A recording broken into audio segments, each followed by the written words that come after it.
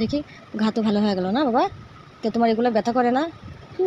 হ্যাঁ, অনেক ব্যথা করে। তোমার কেমন কষ্ট হয় বাবা? দেখি তোমার হাতটা দেখি। আলহামদুলিল্লাহ, হাতটা পর্যন্ত কি অবস্থা হয়েছে। দেখি ওই যে হাতটা একটু শুকায় গেছে, তাও মুখের গুলোও শুকায় গেছে, তাই না বাবা? টাকা নিয়ে কই যাবা তুমি? হ্যাঁ, কি খাবা? চকলেট খেলে যে দাঁতে পোকা হবে। ডরিমন খেলে দাঁতে পোকা হবে। তোমার ডক্টর খাইতে নিষেধ করছে না?